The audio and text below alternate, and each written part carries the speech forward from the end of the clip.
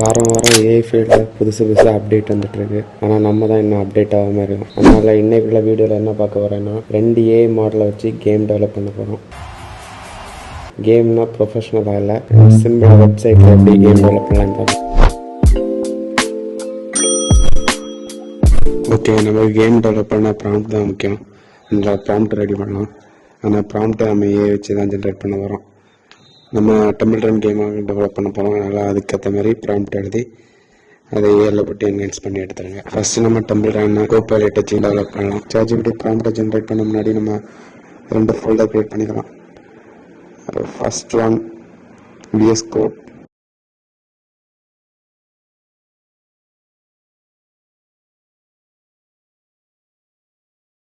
Open கோடுன்னு name கொடுத்துங்க.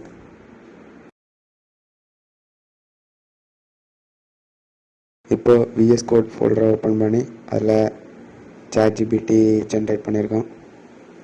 அந்த ப்ராம்ப்டை காப்பி பண்ணி அதில் பேஸ்ட் பண்ண போதும்.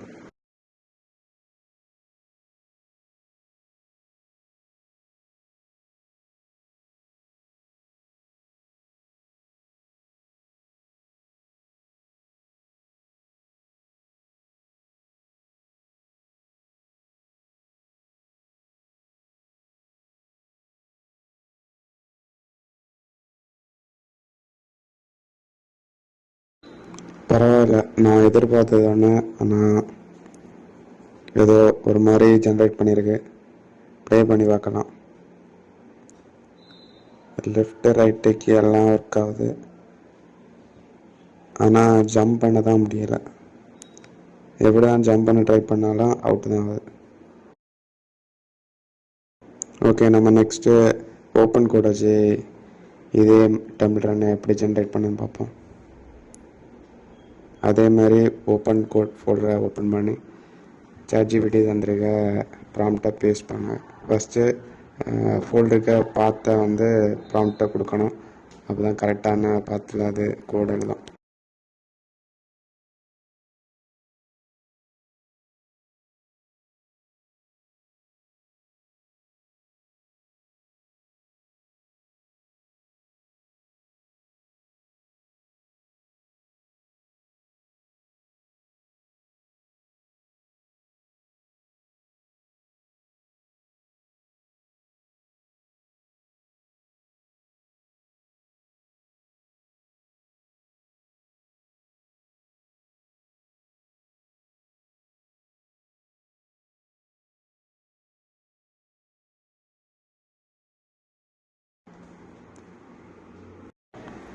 ஓப்பன் கோடில் ஃபஸ்ட்டு இன்ஸ்ட்ரக்ஷன் கொடுத்துருக்கு.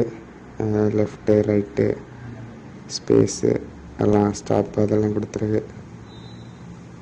இது UI கோபைலட்டோட கொஞ்சம் பெட்டராக இருக்குது.